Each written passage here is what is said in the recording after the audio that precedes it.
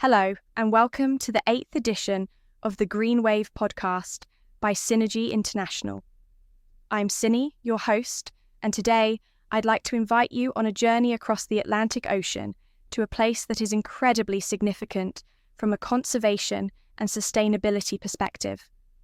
We're travelling in spirit and in practice to the Azores, a cluster of 9 volcanic islands belonging to Portugal, but operating as an autonomous region with their own distinct character, culture, and biodiversity. The Azores archipelago, scattered roughly 1,360 kilometres west of continental Portugal, boasts an environment so unique that it has become synonymous with emerging efforts to blend ecological balance, scientific exploration, and sustainable development. On this edition of the GreenWave podcast, we'll dive into a comprehensive look at the Azores' natural wonders and conservation priorities.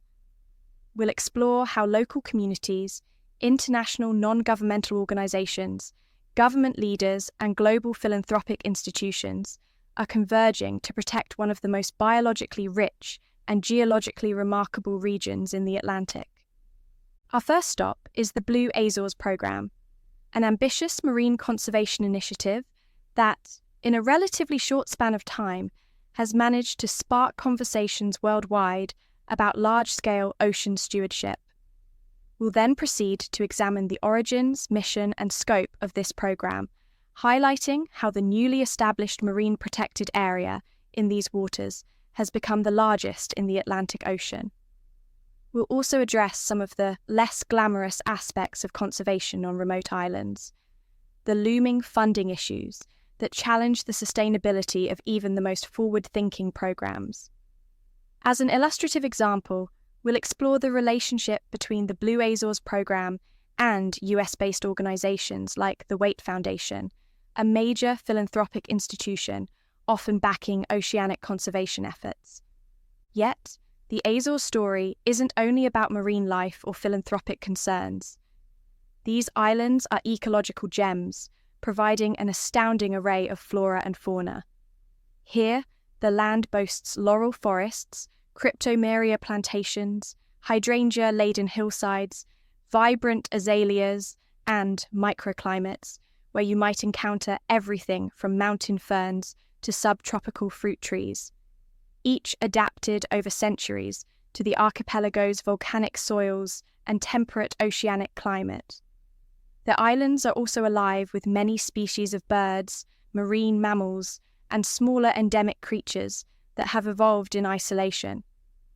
We'll talk about this extraordinary biodiversity, focusing on how these species have carved out ecological niches in a part of the world shaped by wind, sea currents, and ephemeral volcanic activity.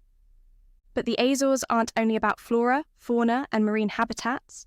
They're also home to thermal baths that speak to the archipelago's volcanic heritage. Hot springs and geothermal waters dot these islands, enriching local lifestyles and attracting visitors seeking therapeutic relaxation in mineral-rich pools. We'll see how these waters have become a natural resource for health and tourism, often located in protected environments that demand careful stewardship. We'll finish by delving into the local governance model that balances autonomy and ties to mainland Portugal, as well as analysing the current landscape of renewable energy on the islands. It's a story that blends the promise of wave power, an earlier attempt at harnessing that potential, and the reality of a limited, somewhat monopolised electricity framework. Ultimately, this big picture tour of the Azores will give us fresh insight into how remote, ecologically critical regions wrestle with the demands of sustainable progress in the face of political, economic, and environmental challenges. So, let's make ourselves comfortable, tune your imagination to the Atlantic breeze, and let's step onto the lush and lava-sculpted shores of the Azores. At the core of the Azores' recent international spotlight on conservation is the Blue Azores Programme. Launched as a collaborative undertaking by the regional government of the Azores, the Oceano Azul Foundation, and the Waite Institute, the program aims to transform these mid-Atlantic islands into a leading global example of marine conservation. The impetus? A recognition that the Azores waters are among the richest and most diverse in the world, home to over 25 species of cetaceans, that's whales and dolphins to you and me, large populations of migratory fish, countless invertebrates, and fragile deep-sea corals.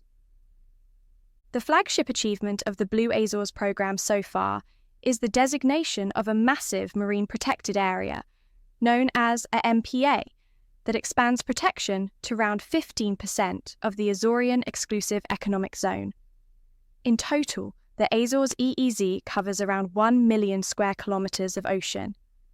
With the new MPA in place, a significant portion is now managed to limit commercial exploitation, like unsustainable fishing, seabed mining, and other extractive activities that could harm habitats. When viewed in total, this new marine reserve stands as the largest in the Atlantic Ocean, an effort that signals local and global stakeholders that the archipelago refuses to sit idle as biodiversity faces threats from climate change and anthropogenic pressures. But enacting a massive MPA is no small feat. Questions about enforcement, compliance, scientific monitoring, and sustainable funding inevitably arise.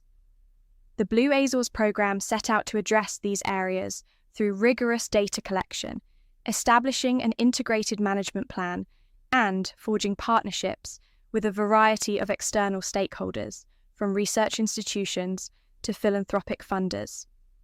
In designing the governance of the MPA, the program aims to leverage advanced satellite monitoring technology to ensure that protected zones remain truly protected. If you're in the Azores, you may occasionally glimpse research vessels or see local maritime authorities working in tandem with scientists and environmental organisations, all to preserve marine biodiversity. Yet, behind the scenes, much of that success, both present and future, hinges on securing adequate funding. The region, with a modest local economy focused on agriculture, fishing, and tourism, can't shoulder the entire financial burden of large-scale ocean conservation. The Blue Azores program, therefore, relies heavily on collaboration with philanthropic organisations. This is where prominent US-based institutions like the Waite Foundation come into play. When you talk about major ocean conservation efforts worldwide, the Waite Foundation often appears as a prominent actor. Founded by Ted Waite, who made his fortune as a co-founder of Gateway Inc., the foundation focuses on ocean protection through the establishment of MPAs, promoting responsible fishing and funding innovative marine research. The Blue Azores program, given its ambition, has been a natural fit for collaboration with the Waite Foundation. Through grants, technical expertise, and strategic partnerships, the Waite Foundation has helped keep the momentum going. However, the reliance on external funding poses a dilemma for local administrations. For robust, long-term conservation, the Azores can't depend purely on foreign philanthropy. There's the challenge of ensuring that once philanthropic involvement ceases or declines, local authorities and regional institutions can sustain the achievements and maintain the infrastructure, such as surveillance systems, research programs, and community education. If that financial pipeline narrows, the MPA risks becoming an underfunded zone of paper protection, where regulations exist on paper but lack active enforcement. Certain critics point to the volatility of philanthropic funding. Priorities shift, global economic factors change, and philanthropic bodies may redirect resources. This tension underscores the question: can the Blue Azores program devise a sustainable financial model that merges philanthropic gifts, local government budgets, and revenue from a carefully managed ocean economy like ecotourism and science-based fisheries? That's a tall order for any region, let alone an island chain with limited economic diversification. For now, local leaders are forging ahead, hoping that the relationship between philanthropic funders and local government agencies can anchor a stable financial structure. The Azores government, for instance, has debated instituting specific taxes or fees tied to tourism activities, like whale watching, diving, or fishing charters, that are then funneled directly into marine conservation. Should such initiatives gain traction, the region may reduce its reliance on uncertain international funds. The Blue Azores programme will continue to be tested on how creatively it can keep itself financially afloat for the long haul. Turning your attention inland now, beyond the sprawling oceanic realm, the Azores host an equally riveting variety of flora and fauna on land. Born from volcanic eruptions millions of years ago, each island is different in its topography. Some have dramatic calderas and crater lakes, others rise as steep cones wrapped in thick greenery, while others level out into rolling pastureland. The climate remains temperate year-round, thanks to the Gulf Stream's influence, creating a lush environment where ferns, mosses, and other moisture-loving plants thrive. Botanically, the Azores present a fascinating tapestry of indigenous and introduced species. Laurel forests, known locally as laurisilva, once blanketed many areas. Though partly replaced by agriculture and invasive species, fragments of these forests still exist, showcasing what is considered the primeval vegetation of Macaronesia, the collective name for island groups like the Azores, Madeira, the Canary Islands, and Cape Verde. These forests are recognised by UNESCO as vital to global biodiversity, acting as a reservoir for unique species of trees, shrubs, and flowers that can't be found anywhere else. One emblem of the Azorean landscape is the cryptomeria, Japanese cedar, introduced in the 19th century, which found the acidic volcanic soils perfect for growth. While not endemic, it's become deeply intertwined with the island's economy and culture. Hydrangeas, introduced similarly, have become iconic as well, painting roadsides and farm borders in vibrant blues and pinks, especially striking against the island's volcanic basalt walls. From an evolutionary standpoint, the isolation of these islands means some creatures and plants have developed unique traits over centuries. Small birds and insects, for instance, often shift colour patterns or adapt their breeding cycles to local conditions. Researchers discover new species or subspecies periodically, underscoring how the Azores operate as a living laboratory of evolutionary biology. These pockets of biodiversity aren't simply for show. Scientists view the Azores as an ecological bellwether. The archipelago provides a glimpse into how species adapt to climate change.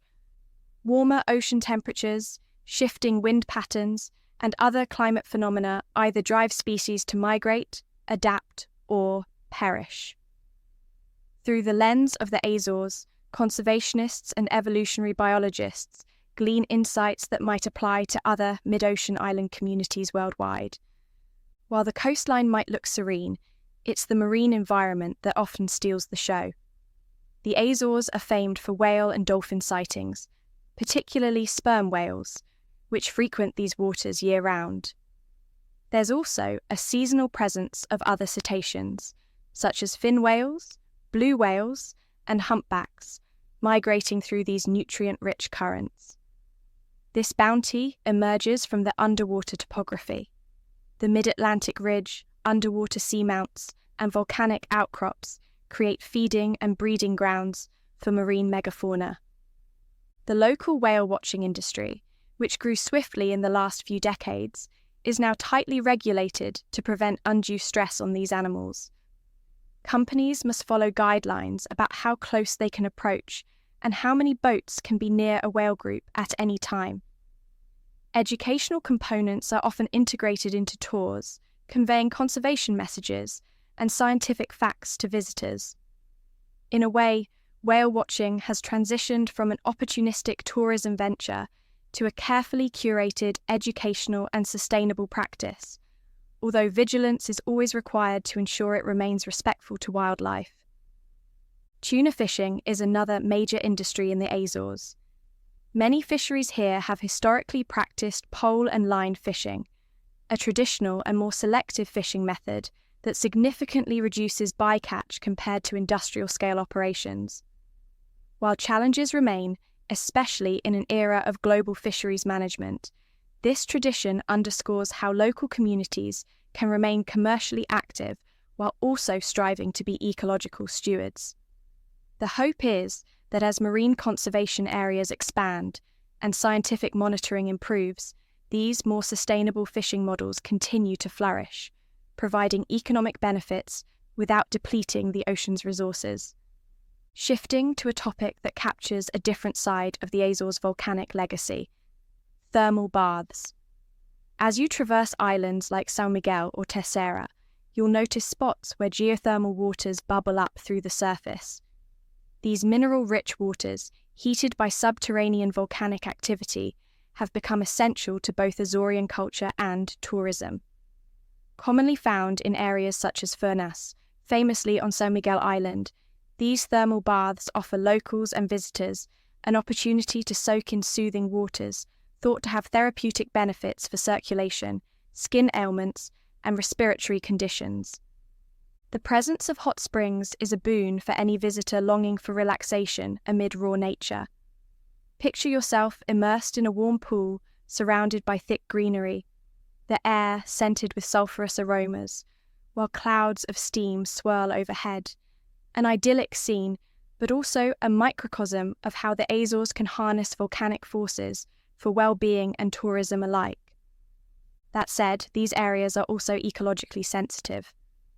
Facilities near thermal baths must ensure they handle wastewater responsibly so that runoff doesn't contaminate local ecosystems. In regions like Furnas, high geothermal activity can also affect soil composition, so local authorities often advise visitors to stay within designated areas. It's a delicate dance. The Azores want to share these healing waters with the world, but need to safeguard the fragile environments that make them possible in the first place. On the political level, the Azores' administrative framework is quite distinctive. Although they are unequivocally part of Portugal, they enjoy an autonomous status with their own regional government and legislative assembly. This grants the Azores some leeway to shape policies in areas like education, agriculture, fisheries, environment, and tourism. However, the region must still coordinate with Lisbon on matters such as defence, foreign policy, and broader economic regulations. Moreover, Azorean representatives do sit in the Portuguese Parliament, lending the islands a direct line of communication with the national government. In practice, this arrangement can serve the archipelago well, especially on issues that transcend local jurisdiction, like large-scale ocean management or renewable energy policy, which may require coordination with European Union directives.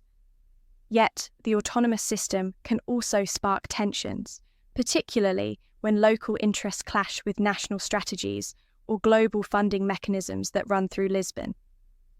In environmental policy, the regional government has sometimes championed stricter protections for marine life, or more vigorous oversight of fishing than the mainland might propose.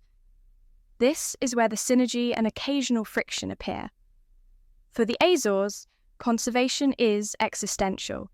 Marine resources and biodiversity form a core part of the local economy, culture, and identity.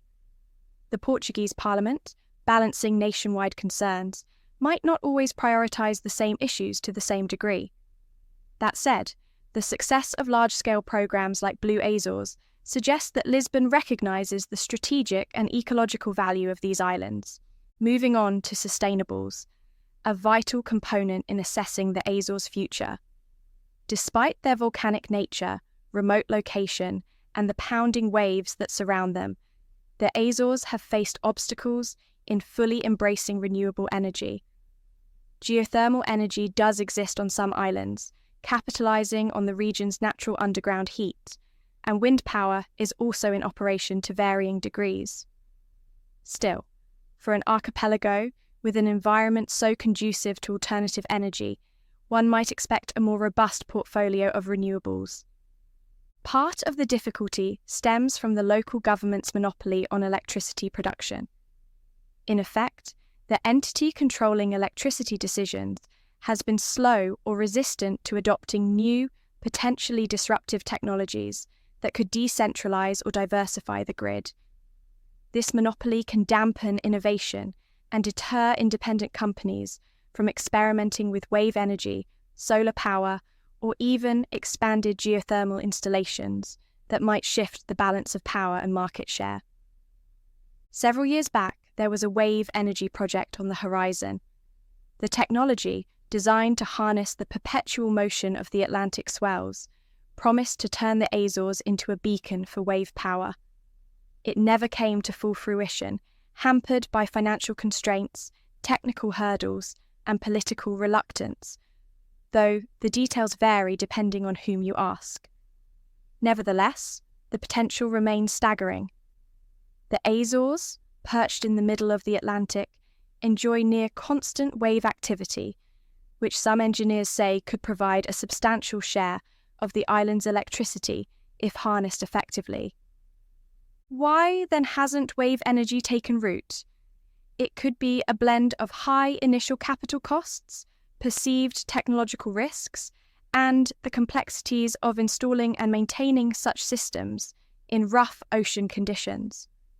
Moreover, the existing monopoly model for electricity generation is not structured to accommodate smaller, experimental projects that might need a lengthy test phase. In a place like the Azores, if the government or local utility is not fully on board, it can be very challenging for private innovators to proceed. Nevertheless, the conversation around wave power still simmers. Environmental advocates, seeing how wave energy aligns with the region's conservation ethos, continue pushing for pilot projects, partnerships with universities, and updated regulatory frameworks. As new technologies emerge and demonstrate reliability in other parts of the world, the Azores might see renewed momentum to tap into this resource, especially if the local populace champions it. Public opinion in the Azores heavily supports renewables, seeing them as a more sustainable way to ensure energy independence and environmental harmony. So, how do all these threads tie together? The Azores find themselves in a position that many smaller, remote regions can relate to. They possess incredible natural capital, biodiversity, volcanic landscapes, wave, wind, and solar energy potential that can drive ecological resilience and economic growth if managed intelligently. Yet they also face constraints: limited local resources, a small population, geographic isolation, and political and economic structures that can stifle innovation or complicate large-scale conservation. The Blue Azores programme underscores the region's willingness to take bold steps. By working with global conservation bodies and philanthropic institutions, the Azores have managed to establish one of the largest marine protected areas in the Atlantic. This move draws international attention, scientific interest, and tourist appeal, potentially increasing the inflow of researchers, eco-tourists, and funding. However, for these gains to be lasting, local agencies must forge stable, long-term financing mechanisms that do not rely too heavily on external donors or shifting philanthropic priorities. Meanwhile, on the terrestrial side, efforts continue to preserve and restore endemic flora and forest habitats. Programs to remove invasive plant species and re-establish laurel forests have gained traction, albeit slowly. The success of these land-based conservation initiatives bolsters the archipelago's ecological continuity, essential for sustaining pollinators, soil health, freshwater resources, and local species that rely on forest cover. Tourism remains a critical economic driver, and it's a sector that can either undermine or support conservation. The Azores, fortunately, position themselves as a model for sustainable tourism, focusing on nature trails, whale watching, thermal springs, and local culture, rather than mass-market resorts. If these efforts continue successfully, tourism can evolve hand-in-hand with environmental stewardship, ideally generating revenues that help fund conservation projects, marine research, and the maintenance of trails, thermal bath facilities, and protected areas. Another vital component is civic engagement. As more Azorians see the tangible benefits of environmental stewardship, whether it's stable fish stocks, improved soil health for agriculture, or a thriving tourism sector, they often become advocates for policies that promote sustainability. Locals often speak with pride about the natural gifts on the island, but know less about specific programs, even the benchmark initiatives like Blue Azores. A growing cohort of local involvement will complement the future international partnerships. After all, large marine reserves and wave energy projects are more likely to succeed when local communities feel invested and empowered rather than overshadowed by external interests. Looking at the bigger picture, the Azores remind all of us that local solutions to climate change and biodiversity loss can have global ramifications. The success, or it must be said, failure, of these islands in managing their marine and terrestrial ecosystems may well offer lessons for other island communities worldwide. This includes balancing economic development with environmental responsibility, forging alliances between governments and philanthropic bodies, and navigating the complexities of energy monopolies and emerging renewable technologies. For the Azores, the challenge is to keep forging ahead, continuing to refine marine protection strategies under the Blue Azores programme, seeking ways to keep philanthropic backers engaged without becoming dependent, preserving the unmatched biodiversity that thrives on each island, and tackling the pressing question of renewable energy autonomy. That means more scientific research, more community outreach, and more robust policy frameworks. And it means looking to the horizon, quite literally, to harness wave power that could unlock a new chapter in the island's energy future. In many ways, the Azores stand on the frontier of what sustainable island living can look like. A place shaped by awe-inspiring natural beauty, powered potentially by clean energy from waves and geothermal sources, home to large-scale ocean sanctuaries that protect marine life for generations, and rooted in a community that respects its volcanic heritage. Some might call it an idealistic view, but the seeds of possibility are already there. With that in mind, we encourage each of you listening to keep the Azores on your radar. Their story, ongoing and dynamic, merges science, community, and a resilience that's been nurtured through centuries of island existence. Whether you're a keen traveller eyeing the Azores for your next ecological adventure, or an advocate in the broader conservation community, there's much to learn from these small islands with big ambitions.